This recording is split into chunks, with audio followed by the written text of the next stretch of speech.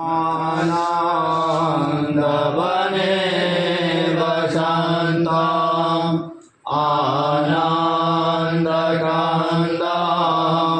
हतपापवृन्दं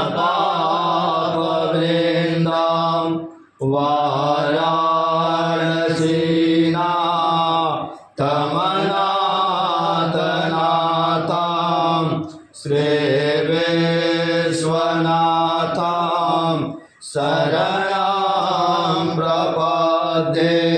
ब्रह्ममुरारिसुरार्चितलिङ्गं निर्मलभासितशोभितलिङ्गं जन्मजदुःखविनाशकलिङ्गं तत्प्रणमामि सदा शिवलिङ्गं देवमुनिप्रवरार्चितलिङ्गं कामदहं करुणाकरलिङ्गं रावणदर्पविनाशनलिङ्गं तत्प्रणमामि सदा शिवलिङ्गं सर्वसुगन्धिसुलेपितलिङ्गं बुद्धिविवर्धनकारणलिङ्गं सिद्धसुरासुरवन्दितलिङ्गं तत्प्रणमामि सदा शिवलिङ्गं कनकमहामणिभूषितलिङ्गं हरिपतिवेष्टितशोभितलिङ्गं दक्षसुयज्ञविनाशकलिङ्गं तत्प्रणमामि सदा शिवलिङ्गं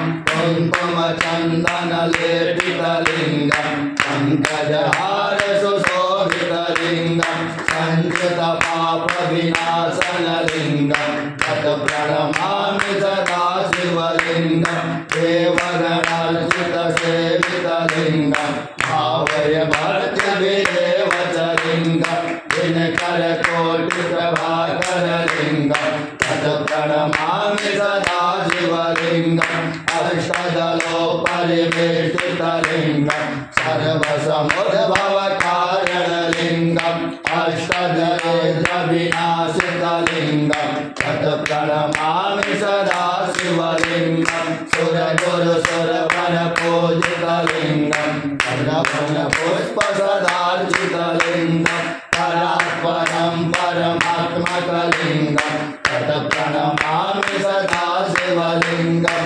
तत्प्रणमामि सदा शिवलिङ्गं तत्प्रणमामि सदा शिवलिङ्गं। भगवते शाम्ब सदाशिवाय नमः। एकादश रुद्रेभ्यो नमः। महामृत्युञ्जयाय नमः। प्रार्थनापूर्वकं नमस्कारान् समर्पयामि।